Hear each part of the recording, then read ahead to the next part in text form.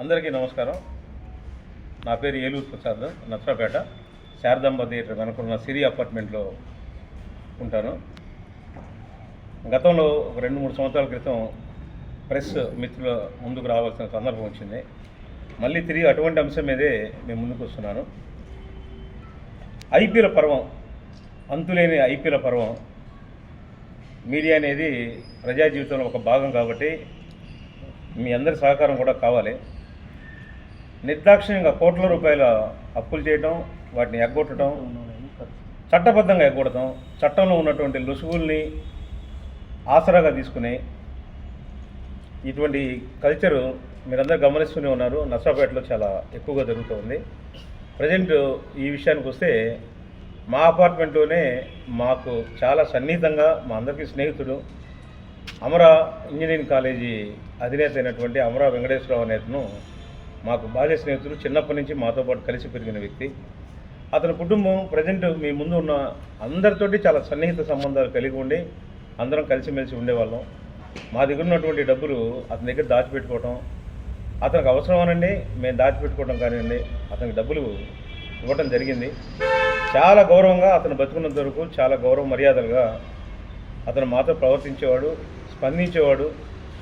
కొన్ని అనివార్య కారణాల వల్ల అతని కాలేజీని మూసేయటం, ఆ తర్వాత అతని కాలేజీని బ్యాంకు వాళ్ళు ఆక్షన్లో అమ్మేయటం, మాలాంటి వాళ్ళందరూ కూడా ఆ కాలేజీ అమ్మేసి మీ డబ్బులు పూర్తిగా మీకు చెల్లిస్తాను అని చెప్తూ మా అందరినీ చాలా నమ్మకంగా ఉంటున్నాడు. నమ్మకం కాదు, అతను బతుకున్నట్టయితే ఖచ్చితంగా అతను తీర్చేటువంటి మనస్తత్వం ఉన్నటువంటి వ్యక్తే.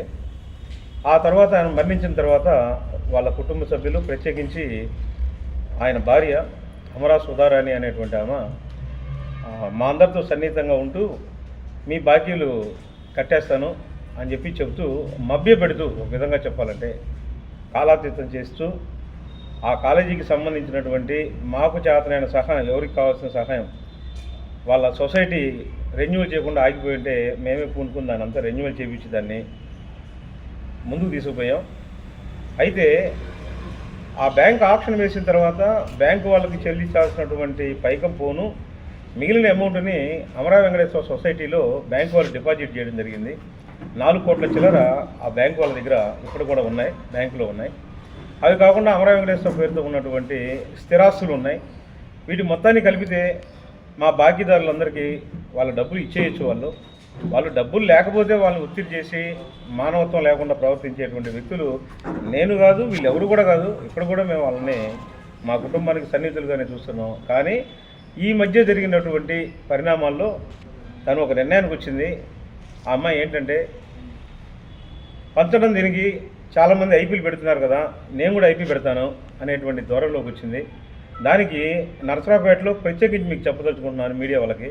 ఈ ఐపీ పెట్టేటువంటి విధానం ఒకటి, ఐపీ పెట్టేటువంటి యూనివర్సిటీ ఒకటి ఎస్టాబ్లిష్ చేశారు. ఎట్లా ఐపీ పెట్టాలి, ఐపీ పెట్టిన తర్వాత ఎవరెవరికి ఎంత ఇవ్వాలి, రాజకీయ నాయకుల ప్రమేయం ఏంది, పోలీసుల ప్రమేయం ఏంది, ఎంతవరకు ఉందనేది మాకైతే తెలియదు. కానీ చివరికి ఒక లేడీ ఈఎంఐ కూడా నాకు వాళ్ళు తెలుసు, వీళ్ళు తెలుసు, పోలీసు ఉన్నతాధికారులు తెలుసు, రాజకీయ నాయకులు తెలుసు అని చెప్పి డబ్బులు అడగడానికి మేము ప్రయత్నం చేస్తుంటే, నాతో కాదు పెద్ద మనుషులు ఉన్నారు వాళ్ళతో మాట్లాడండి అని చెప్తుంది. ఎవరు ఆ పెద్ద మనుషులు అని చెప్పంటే, ఈ ఐపీలు పెట్టించడంలో నిష్ణాతులైనటువంటి వ్యక్తులు, పోలీసు రికార్డులో ఉన్నటువంటి వ్యక్తులు ఈ అమ్మాయి వెనుకున్నారు. దాంట్లో ఆ ప్రయత్నంలో భాగంగా డబ్బులు అడగడానికి పోతే లేని ఎలిగేషన్ పెట్టి నా మీద దాడి చేశారని, దౌర్జన్యం చేశారనేటువంటి దాంతో పోలీసులకి రాంగ్ కంప్లైంట్ ఇస్తుంది ఆ అమ్మాయి. గత సంవత్సరం ఇలాగే నేను డబ్బులు అడగడానికి వెళ్ళినప్పుడు మాతో మాట్లాడుతూనే లోపలికి వెళ్ళి 100కి ఫోన్ చేసి సిఐ గారు, 1 టౌన్ సిఐ గారు, ప్రజెంట్ ఉన్నటువంటి చరణ్ గారే అప్పుడు కూడా 1 టౌన్ సిఐగా ఉన్నారు, ఆయనకి కంప్లైంట్ వెళ్ళింది. వాళ్ళ సిబ్బంది వచ్చారు, చూశారు. ఇక్కడ దాడి జరిగినటువంటి దాఖలాలు కానీ అటువంటి వ్యక్తులు కానీ మీకు కనిపిస్తున్న వ్యక్తులు దాడి చేసేటువంటి వాళ్ళు కాదనేది మీరే నిర్ణయించుకోవాలి. ఆయన కన్నే హనుమంతరావు అని చెప్పని గుంటూరు వాస్తవ్యుడు, వ్యాపారం చేసుకున్నటువంటి వ్యక్తి. పూర్వపాటి గుప్తా గారని మెడికల్ షాపులో ఈ అపార్ట్మెంట్ అందరం కలిసి ఉందామని చెప్పని మేమందరం వచ్చిన వాళ్ళం. నా పేరు ఏలూరు ప్రసాద్. సీతారామయ్య గారు, ఆయన పరిస్థితి అయితే ఇంకా దయానీయమైనటువంటి పరిస్థితి. ఆయన physically challenged person. Retirement benefits వస్తే ఆ రిటైర్మెంట్ బెనిఫిట్స్ ఏదో దాచిపెట్టుకుందాం, మీ అందరికీ నమ్మకమైన వ్యక్తి కదా అని చెప్పని ఆయన డబ్బులు ఇచ్చున్నాడు. ఆయన వచ్చినా కూడా తలుపు తీయకుండా, తలుపు లోపల ఉండి కోర్టులో తెలుసుకోండి, నేను చెప్పినటువంటి వ్యక్తుల దగ్గర పోయి మీరు మాట్లాడుకోండి, అని చాలా రెక్లెస్గా సమాధానం చెబుతూ తప్పుడు కేసులు పెడతాం జరిగింది. నిన్నగాక మొన్న కూడా డబ్బులు అడగటానికి ఆమెని మా డబ్బులు ఎప్పుడు ఇస్తామని గట్టిగా అడిగినందుకు ఎస్పీ గారికి కంప్లైంట్ చేస్తానంటది, హోమ్ మినిస్టర్ గారి దగ్గరికి పోతానంటది.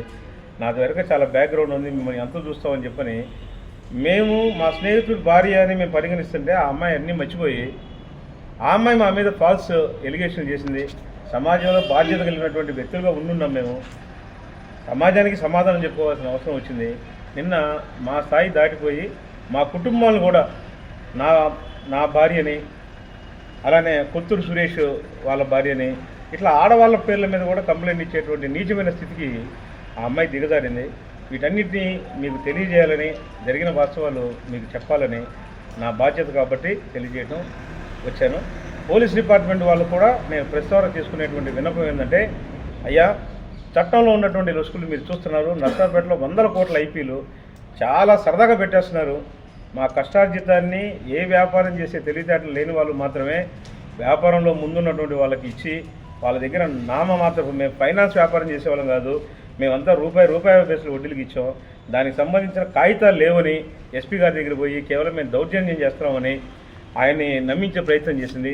అందుకనే మేమంతా కూడా ఒరిజినల్ డాక్యుమెంటు ఎంటీ సైన్ చేసినవి కావు, అమరా వెంకటేశ్వర సంవత్సరాలతో రాసినటువంటి నోట్లు డాక్యుమెంట్లు అన్నింటినీ తీసుకొని ఎస్పీ గారిని కలవబోతున్నాం. ఎందుకంటే ఎస్పీ గారికి తప్పుడు సమాచారం, కాగితాలు లేకుండా అడుగుతున్నామని. ఈ కాగితాలు ఉన్నది తెలుసు, మేము వాళ్ళ కుటుంబ అవసరాలకు ఇచ్చామని తెలుసు, వాళ్ళ అబ్బాయి చదువుకోవడానికి డబ్బులు ఇచ్చారని చెప్పని తెలుసు, వాళ్ళ కాలేజీ బాగా ఇబ్బందుల్లో ఉన్నప్పుడు మా కాలేజీ అమ్మి మీ బాకీ తీరుస్తామని చెప్పిన వ్యక్తులే ఈ రోజుగా బయటకు వచ్చి మా మీద ఒక దాడి చేశారనేటువంటి ఒక ముద్ర వేస్తున్నారు.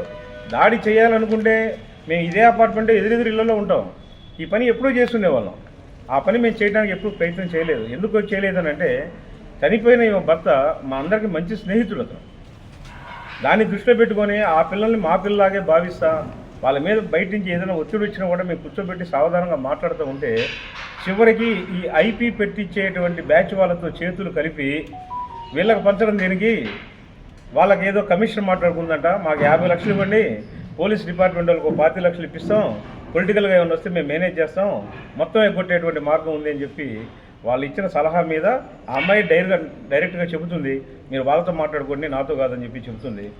దీన్ని మీరందరూ గమనించండి. నీతి చట్టం రెండింటికి మధ్య ఒక చిన్న వ్యత్యాసం ఉంది. నీతి ఏంటంటే ఎప్పటి బాకీ అయినా, నీ తండ్రి చేసిన బాకీ అయినా తిరిగి తీర్చాలనేటువంటిది నీతి. 3 సంవత్సరాలు దాటితే నువ్వు చెల్లించక్కర్లేదు అనేటువంటిది చట్టం. ఈ రెండింటి మధ్య వ్యత్యాసం ఉంది.